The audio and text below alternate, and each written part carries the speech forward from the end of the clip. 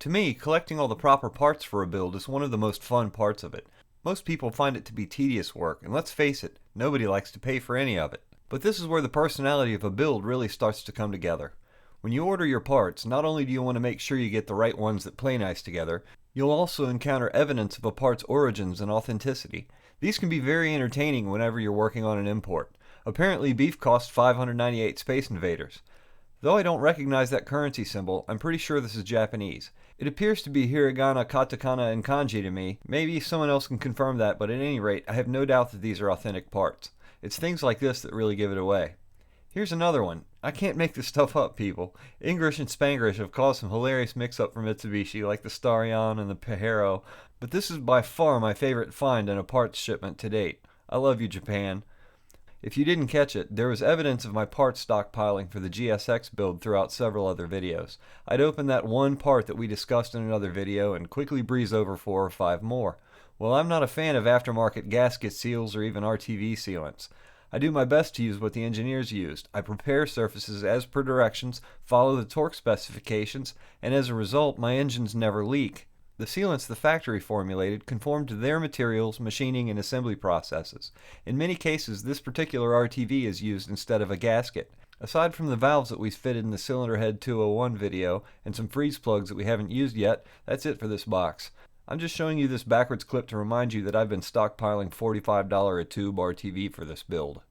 In another video, I covered parts I'm using for the bottom end in great detail. I'm bolting down a 7-bolt head that's not designed for use with the 6-bolt blocks oil system, and nothing about my rotating assembly or the parts that bolt it together will be stock. When you add aftermarket parts, you should follow those particular parts instructions for machining, assembly, and use. Let that information override your service manual.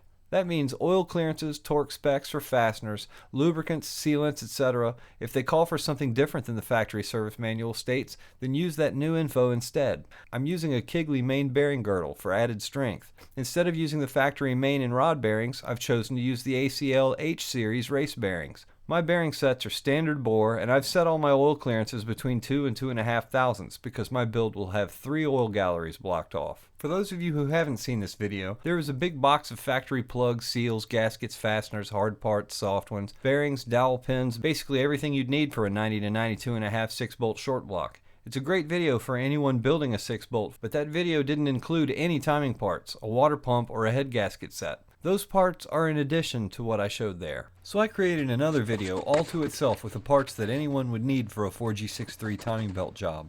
Some of the parts I showed are specific to my build, but it includes all the part numbers anyone would need for an 89 to 99 4G63. Many of those parts work on the Evo 8s and 9s as well, but my software didn't have any of those part numbers to be specific about them, and I don't own an Evo yet. Where would I put it? Now we're going to go over the rest of the service parts and upgrades I'm going to use during my rebuild.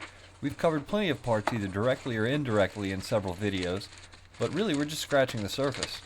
First up is a pair of throttle body gaskets. These are the bread on the throttle body sandwich. You buy the gaskets that are specific to the production date of the throttle body you're using. The next parts aren't specific to the head. These are for the turbocharger's oil return line where it bolts to the pan. Lots of DSMs leak oil from here, and this is how you stop it. It takes 2 of them, one for each bolt. But back to the head parts. Here we have an MD372536. This is a cam seal for any year 4G63. Again, it takes 2 of these because you have 2 camshafts. If you're rebuilding the head, you're replacing the valve stem seals. These are SuperTech exhaust valve stem seals. The factory rubber seals are MD307343, and they're nearly $5 a piece. I also went with SuperTech Viton intake valve stem seals. Since I'm using SuperTech valves, I figured I'd spend only $25 to use the seals that they recommend, rather than $74 on a full set of factory rubber ones. Don't forget your injector seal set. This package contains the insulators and the O-rings. They love to dry rot and cause boost leaks. Most speed shops sell complete sets of these things for around 15 bucks, and they're specific to your injector type. Next, we've got the half moon seal for the valve cover on the exhaust cam. There are lots of rubber ones out there, but this is the part number for the aluminum Evo one that never goes bad. If you separated your exhaust manifold from the head, you're going to need a new exhaust manifold gasket. My favorite of all the gaskets that are available is specifically this 4-layer steel gasket. There are 1-layer and 2-layer gaskets available, but these are the ones that have never given me any trouble. These work for all 4G63s. I have no idea why I bought this intake manifold gasket. I stopped using factory intake gaskets for the most part because I like heat barrier gaskets.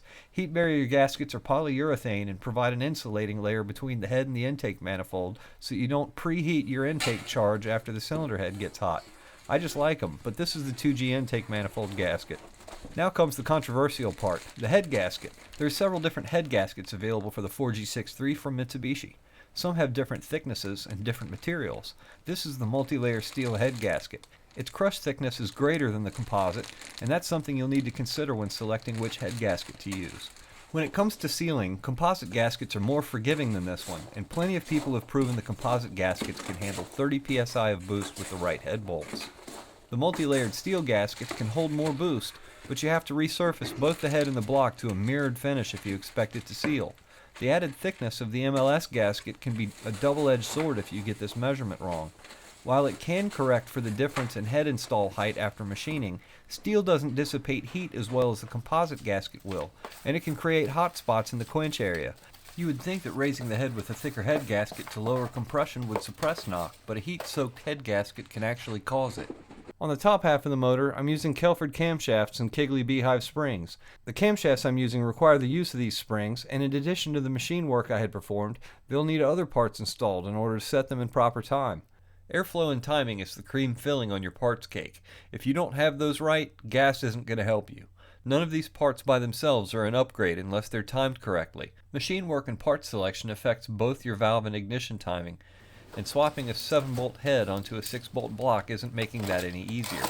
You need to have means of correcting what changes, and the factory parts aren't adjustable. Heck, some of them are even missing in my case. You can bet we'll be going into extensive detail on this topic during assembly, but for now we're just talking about the parts necessary to make that happen. There are some parts of an engine where inertia can help you, and some where it works against you. I wanted a lightweight cam gear on my build. The unorthodox Ultra T's are no longer being produced, so I picked up a set of Fidanza adjustable cam gears for my build.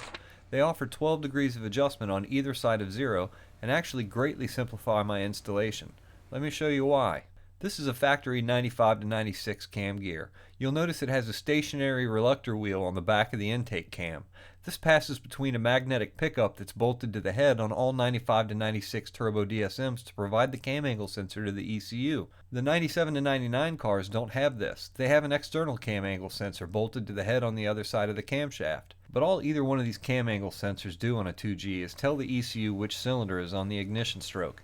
On the back of these gears, you'll notice there's 4 holes drilled into the spokes that let me unbolt the reluctor wheel from the factory cam gears and bolt it right onto the Fidanza gears. No machining required. This part allows me to make adjustments to the valve timing while keeping my stealth cam angle sensor tucked away behind the timing gear. It's nice I don't have to do much of anything to make that work. I've chosen to go with the Kigley 6-bolt crank angle sensor to resolve the missing link. This sensor plugs right into the factory 2G harness, making it completely painless, and has a billet aluminum bracket that bolts onto the front case where the balance shaft tensioner used to be. This sensor is how you plug and play a 6-bolt block into your 2G, at least from an electrical system perspective anyway. It comes with its own reluctor wheel, balance shaft sprocket spacer, which I actually don't need, I bought this already, and all the zip ties, bolts, washers, basically everything you need to make this installation a piece of cake. It lets people who are installing a 6-bolt without balance shafts into their 2Gs keep their cam angle sensor that their car came with. That makes things really easy for the ECU on a 6-bolt swap. It costs money, but it keeps you from having to buy other parts or modify your wiring. I also picked up a set of ARP camshaft timing gear bolts to keep everything bolted down tight. This might be overkill, but I support that. Here's a close-up of the part number for the curious. Also for the same curious people, here are the part numbers for the Fidanza cam gears. And finally, one of them that many people overlook. The factory crank dampener pulley is worthless if you double your engine's power output. This is a fluid-filled harmonic balancer that absorbs shock and vibration from the engine's normal operation. It does a better job at dampening vibrations that aren't caused by combustion. Spring loads on the Valvetrain and torsional vibrations from the clutch can make a crankshaft ring like a tuning fork. So when you increase those forces by adding horsepower and really get it ringing good, there needs to be increased dampening to absorb them. A quality fluid dampener pulley like this one will further reduce torsional resonance and absorb 2nd and 5th order harmonic vibrations, better than the factory rubber dampener pulley ever could. While we're on the topic, I want to show you something. Here we have an unorthodox racing underdrive crank pulley. Don't even think of putting a part like this on your car. Inline 4-cylinder cars need dampening. This one's pretty, weighs next to nothing, and it reduces drag caused by belts and accessories, but it offers no dampening whatsoever. It will drastically shorten the life of your main bearings, timing components, and crankshaft. In other words, it can kill your engine. I ordered an accessory pulley set, and after 6 months of back order, I was mistakenly sent the full pulley set. I wasn't even tempted to bolt this thing on. I know better. I'll be using this water pump pulley though. But back to the Valvetrain. This is a Kegley head oil pressure regulator for a second generation Eclipse or a Lancer Evolution 8 or 9. You saw me split the head oil diverter apart in the cylinder head 109 video. This isn't a diverter, it's a regulator. You can see the piston in the oil galleries and why this is so different from the stock one that does nothing to keep the head oil pressure in check. If your lifter oil pressure is too high, it's possible for the hydraulic lifters to overinflate, leading to binding of the Valvetrain. This has a horrible outcome on interference engines. The lifters need to be able to bleed down slightly each time they're compressed, and one way to ensure that happens is by limiting the hydraulic pressure that inflates them. Speaking of lifters, I decided to get a brand new set. Don't worry, I've got plans for the ones I cleaned. Yay, we're on shipment number 7, and good gravy I'm poor right now. First up in this box, we have a 2G water temperature sensor for the ECU engage unit. This screws into the thermostat housing. I don't remember ordering 2 of these. If I did, well, there goes $45. I didn't need the first one, I just wanted to show you shiny things. Next up, we have an alternator belt. This is the same belt for all 4G63 DSMs, whether you like it or not. There's an alternate part number for one that's 5mm shorter, just in case that's what your car likes. What we've got here appears to be a valve cover What? What's going on here, Mitsubishi? First a rock washer, and now a rock gasket? Rock everything, I guess. Oh, now that makes more sense. Rocker cover gasket. There's still no excuse for that washer. These are the spark plug well gaskets for the valve cover. They keep your oil off your plugs. You need to order 4 quantity of these. Yes, they're nearly $5 a piece. Wait, that's the fun bag. We'll get to that. I just said fun bag. Here we have a 1G timing tensioner arm. The happy face pulley is oriented differently on a 1G than it is on a 2G. You bolt the 1G arm on your 2G mount and your engine mount problem is mostly solved. 2G thermostat kit. It's a kit because it includes the gasket. That's the part number. I'm using my 2G thermostat housing or bust. Let's see what I've got. Ooh, an engine sensor, 1 quantity. I think I recognize this box. This is a brand new 2G knock sensor. You won't forget that part number once you see how much they cost. Get the sensor for the same year ECU you're using. It's harder to replace with the engine in the car, and the one I have right now has over 160,000 miles on it. We've already opened the coolant gauge sensors, so this can only be the oil pressure gauge sensor. All DSMs use the same oil pressure sensor. They're all the same steel sensor that rusts practically the first time you start the car and keep working indefinitely. It's usually the wiring that fails first, but yeah, they do rust easily. At least it's going to look great on the engine stand. Here we've got a coolant temperature switch for the fan. This is just a thermal ground switch, nothing fancy. Yay, a new power steering belt, MD310617, all 4G63 DSMs. Same belt. It's like we're opening Christmas stockings full of toothpaste, soap, and shampoo. It's the stuff you'll need, right?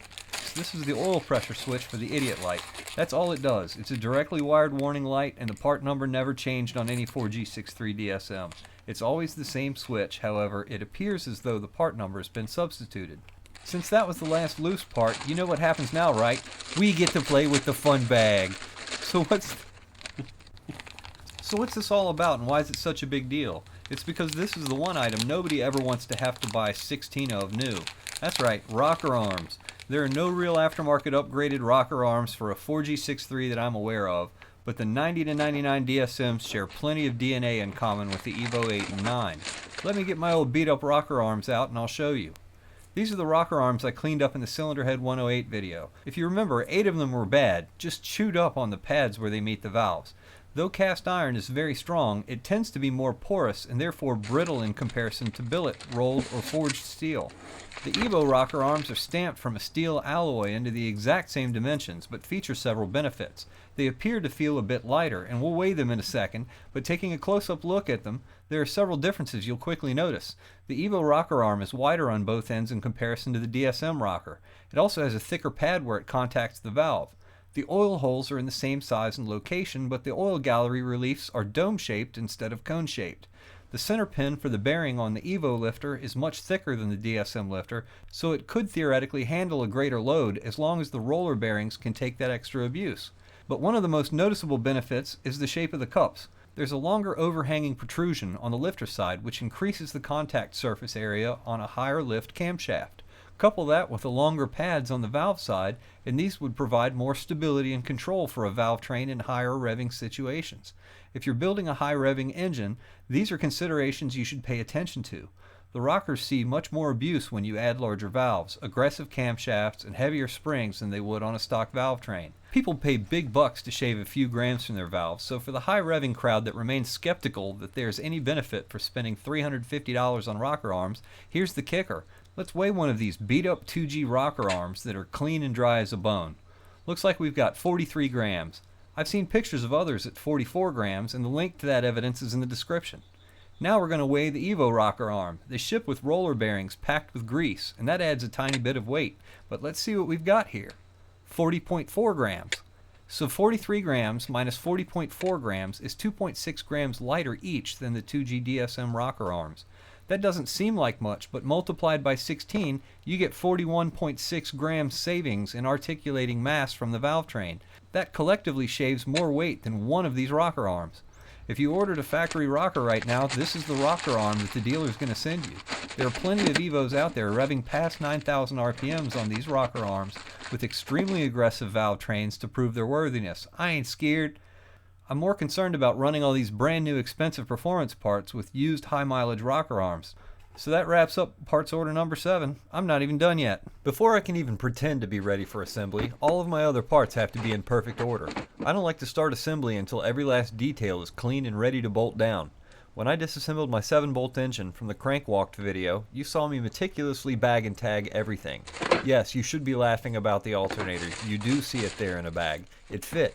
I need to pull everything out of here that helps the 6-bolt fit into a 2G. I need the timing mount bracket and some of the covers and plates replaced.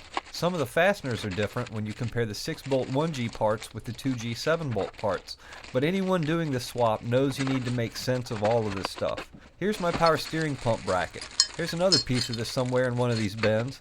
One of the primary reasons I'm going through here is to fish out over $300 worth of polished stainless steel ARP fasteners that I collected blinging out the old last build. None of these were ever necessary. I just did it because it was pretty.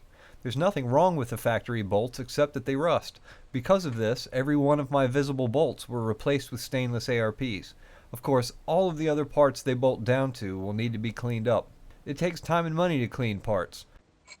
So I evicted Caboose and got right to work on my research. I decided that rather than cleaning any of these parts aside from the ARP fasteners, that I'd just replace them all. Most of them are so cheap you can hardly justify the expense in carb cleaner and wire brushes.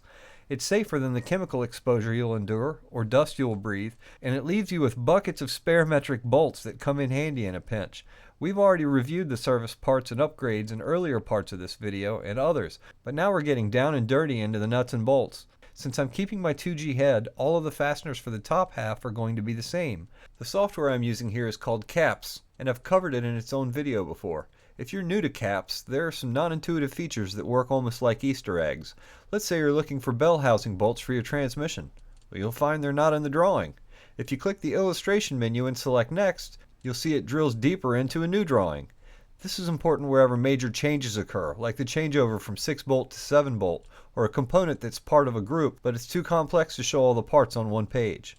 Another detail about CAPS is that it's got a 50-part limit to its searches. There are health, time, and money benefits for buying new parts. They'll arrive bagged and tagged, easily identified, making it effortless to find the right parts during assembly. Make sure to use the best available information you can get your hands on for what you're building.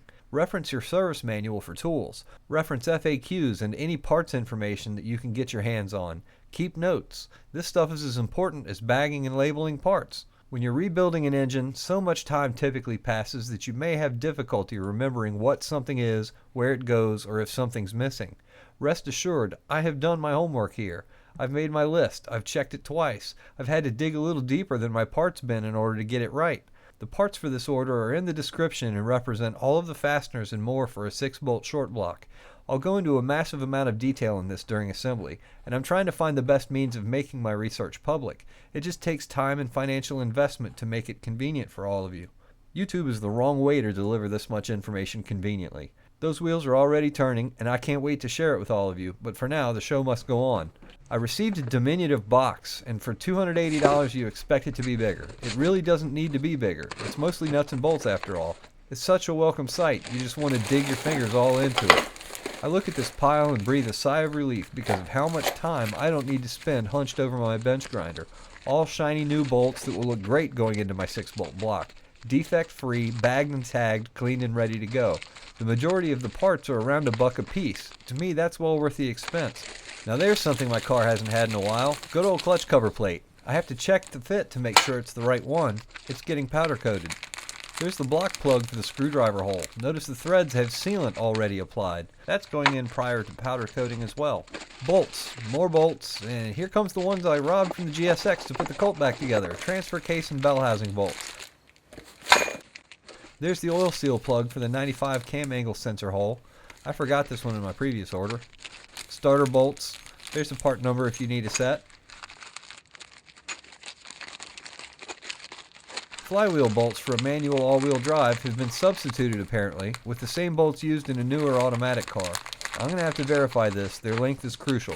Here's a set of crank pulley bolts. For these I've already got a set of ARPs that I'm reusing, but I'm sure I need them on another car. Only problem is there's supposed to be 4 of them here. The crank pulley bolts are easy to spot in your parts bucket because they're always grade 8 bolts, assembled with lock washers. You won't find many grade 8 bolts on a Mitsubishi. They're MS240211. This is an empty bag, likely on the bottom of the box. Let's see what this thing says. M10 lock washers. These are for a cylinder head and other M10 studs on the block. There's the hole, under the label. Here's the rear main seal case. Boy, am I glad I didn't have to clean that. The bolts for this are already in the pile, and I've got an oil separator ring in here somewhere. These 2 parts are pretty important, and I'm going to put them together for later. The seal and the gasket I ordered and covered in another video, but if you need one of these cases for a 6-bolt, here it is, and you need both parts. This is the factory oil cap gasket. They love to dry rot and leak. The factory oil cap is rebuildable, and with 4 4G63 cars in the driveway, there's plenty of justification for spares again. Fat sack of tiny oil pan bolts, another bunch of parts I'm happy to not have to clean, random odds and ends. I'll get to figure out where the rest of this stuff goes. For now, I just have to wait for what's still on back order. It's part of the process. Whenever you think you've ordered the last thing, you need to take a nap because you're delusional. You're not done ordering parts until you're driving it down the street. But that's it for now. There's plenty to keep me busy in the meantime, and I still have lots of parts to clean up. I'll cover the modifications necessary to bolt 7-bolt stuff onto a 6-bolt engine, and I still have some cosmetic work to clean up. I just wanted to stress the importance of your organization and preparation.